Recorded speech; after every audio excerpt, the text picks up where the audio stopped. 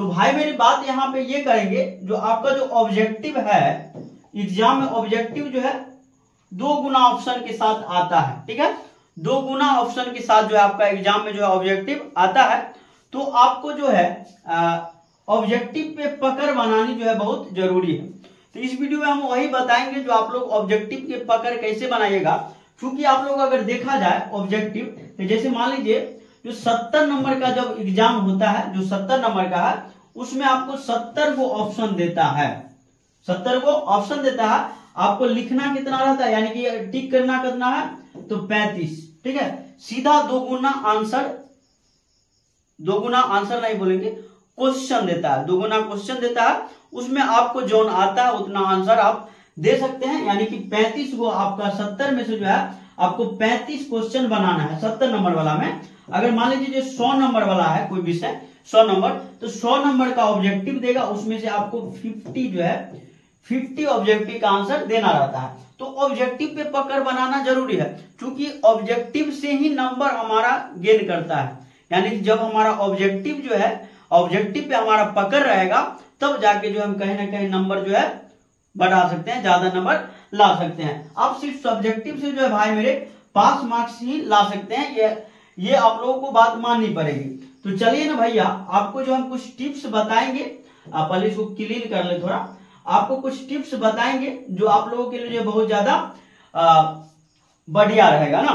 तो चलिए, सबसे पहले आप लोगों को क्या करना है, ये चैप्टर वाइज एनसीईआरटी। ठीक है, चैप्टर वाइज एनसीईआरटी बोले भाई मेरे, तो आप लोग जो है एनसीईआरटी का जो बुक है उसका चैप्टर वाइज सबसे पहले उसको पढ़िए, बढ़िया से सभी चैप्टर को पढ़िए, क्योंकि ऑब्जेक्टिव जो देता है सभी चैप्टर से देता है। ठीक है, और उसके बाद जो है सभी चैप्टर से उसका चैप्टर वाइज जो है आप लोग क्या करेंगे, चैप्टर वाइज एनसीईआरटी बुक को पढ़ना है बढ़िया से। और एनसीईआरटी से अगर बात करेंगे सब्जेक्टिव का और ऑब्जेक्टिव का, तो बहुत ज्यादा जो एग्जाम में पूछा जाता है। तो नो डाउट आप लोग एनसीईआरटी का किताब जो है बढ़िया से पढ़िएगा, और उसके बाद वहां से जो ऑब्जेक्टिव निकलेगा सभी पे जो है, सभी ऑब्जेक्टिव पे आप लोग जो है बारीकी से ध्यान दीजिएगा। तो आपको सबसे पहला काम क्या करना है भाई मेरे, चैप्टर वाइज एनसीईआरटी बुक का जो है बढ़िया से रीडिंग करना है। बात समझ में आना। अगर आप लोग अभी तक सभी बुक यानी कि सभी चैप्टर को नहीं पढ़े हैं और सभी किताब को बढ़िया से नहीं पढ़े हैं,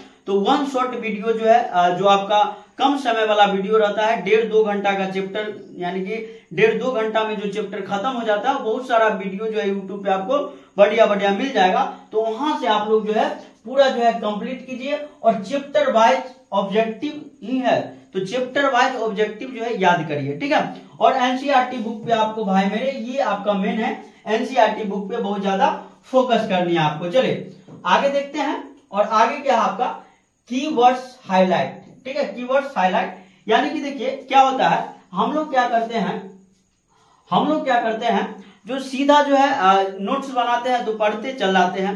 बात समझ में आना, किताब पढ़ते हैं तो सीधा पढ़ते चल जाते हैं। आप लोग क्या करेंगे, जो कीवर्ड है, बात समझ में आना, यानी कि जहां से ऑब्जेक्टिव बनता है, जिस लाइन से ज्यादा ऑब्जेक्टिव बनता है उस लाइन को हम हाईलाइट करते चलेंगे। जो चलिए यहां से जो है ऑब्जेक्टिव बनेगा। बात समझ में आ रहा ना। तो आप लोग जो है, जैसे मान लीजिए जो हिंदी का है एक प्यारा सा चैप्टर है, प्यारा सा चैप्टर छोड़िए ना, हटाइए वो सब बात। देखिए मान लीजिए जो लिखा रहता है, जो प्रकाश के परावर्तन के 2 नियम होते हैं, कहीं पे लिखा है फिजिक्स की किताब में, जो प्रकाश के परावर्तन के 2 नियम होते हैं। तो भाई मेरे यहाँ पे जो 2 नियम आया ना, 2 नियम ये आपको जो है, ये आपको हाईलाइट कर लेना है। 2 नियम, प्रकाश के परावर्तन के कितने नियम होते हैं, तो 2 नियम होते हैं। तो ऐसे ही जो आपको जो भी इंपोर्टेंट लाइन आपको नजर आ रहा है, जो ये जो है ऐसे होगा, तो आप लोग एकदम ध्यान देना, आपको उस लाइन को हाईलाइट कर लेनी है। उस लाइन को क्या कर लेनी है, हाईलाइट करनी है। तो आपका भाई यही तो बता रहा है, जो आपका जो कीवर्ड है, क्या कीवर्ड जो है उसको हाईलाइट करना है भाई मेरे, समझ में आ गया, उसको हाईलाइट करना है। चलिए अगला क्या है भैया, आगे जो है आपका वो है 1 लाइनर शॉर्ट नोट्स। ठीक है, 1 लाइनर शॉर्ट नोट्स। हम जो है अभी जो ऑब्जेक्टिव वाला किताब आप लोग पढ़ते होगा, तो वो जो है उसमें ऑप्शन रहता है, क्या रहता है, मल्टीपल चॉइस जो क्वेश्चन होता है एमसीक्यू वो रहता है। तो उसमें मल्टीपल आंसर भी रहता है, 1 2 3 यानी कि ABCD करके दिया रहता है। जैसे मान लीजिए जो वहां पे दिले है ना ऑब्जेक्टिव वाला किताब देखे होंगे, उसमें ऑप्शन देता है 4-4 को, उसको तो आपको देखना ही है। साथ ही साथ जो है वन लाइनर जो है शॉर्ट नोट्स आपको देखना है।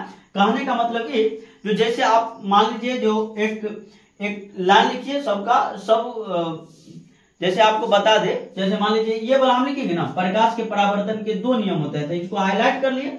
वैसे ही अगर मान लीजिए जो आपको लिखना है जो बातचीत, ठीक है, बातचीत के राइटर यानी कि लेखक कौन है, बालकृष्ण भट्ट, ठीक है, बालकृष्ण, ठीक है, भट्ट। तो आपको यही बात ध्यान रखना, यही वाला नोट्स आपको रेडी करना। ऐसे सीधा एक लाइन वाला जो है, एक वाला वन लाइनर नोट शॉर्ट जो नोट्स है वो आपको जो है एकदम बनानी है। नहीं बनानी है तो आप जो है कहीं से खरीद भी सकते हैं, और बहुत ही जो है ऑफलाइन में जो है ऑफलाइन कहते हैं, ऑनलाइन में बहुत सारा जो है नोट्स आपको मिल जाएगा। ऐसा वाला वन लाइनर नोट्स आपको खरीदनी है, या फिर अपने से भी बना सकते हैं। चैप्टर वाइज पढ़ते हैं तो अपने से बना सकते हैं। बहुत सारा किताब में भी हम देखते हैं वन लाइनर नोट्स जो है।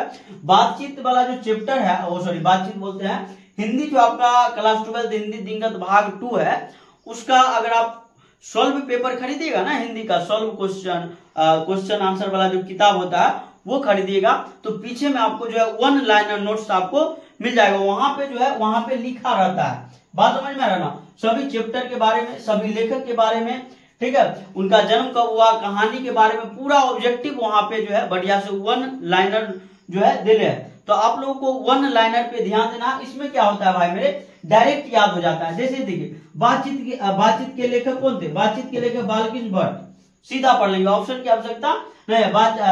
बालकृष्ण भट्ट के पिताजी क्या थे, व्यापारी थे, ठीक है। तो सिंपल वन लाइनर एकदम पढ़ेंगे।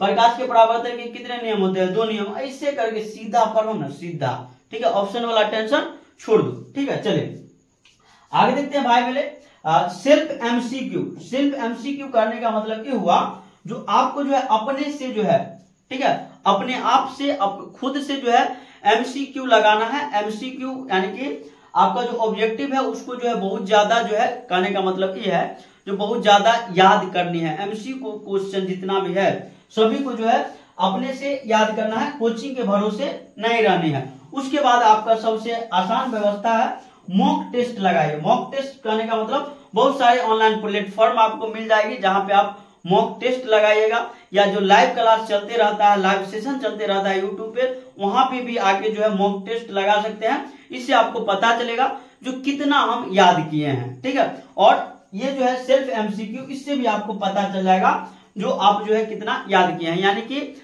आप याद कीजिए और बगल वाला जो घर में भाई बहन है, ठीक है, मम्मी या उन सबको दीजिए, जहां तनी सुनिए, ठीक है, हमको कितना याद है। तो सेल्फ एमसीक्यू के साथ जो है आपका मॉक टेस्ट जो है बहुत जरूरी है। मॉक टेस्ट आप ऑफलाइन क्लास में भी लगा सकते हैं, और बहुत सारे क्या सभी टीचर जो है जो ऑफलाइन वाले होते हैं वो बढ़िया से ऑब्जेक्टिव याद करवाते हैं। नो डाउट हम लोग भी ऑफलाइन क्लास में याद करवाते हैं। लेकिन आप लोग को ये सारी बातें अगर ध्यान में आ जाएगा, ठीक है, चैप्टर वाइज एनसीईआरटी याद करना है, या कोई भी बुक आपको जो है, कोई भी बुक, एनसीईआरटी बहुत जरूरी है, हम बता रहे हैं एनसीईआरटी बहुत जरूरी है, लेकिन कोई भी बुक आप जब पढ़िएगा ऑब्जेक्टिव का, तो चैप्टर वाइज ऑब्जेक्टिव वाला बुक आपको पढ़नी है, ठीक है। उसके बाद कीवर्ड्स को जो हाईलाइट करना है, कैसे करना है आपको बता दिया है। वन लाइनर शॉर्ट नोट्स जो है आपको जरूर बना लेनी है। उसके बाद जो है सेल्फ एमसीक्यू लगानी है, और मॉक टेस्ट जो है लगभग महीना में आपको जो है कम से कम आपको जो है 15 दिन जरूर लगानी है, ठीक है। तो चलिए इसी के साथ जो है आज का ये वीडियो जो है समाप्त होता है। फिर मिलेंगे कल एक नए वीडियो के साथ। Thank you.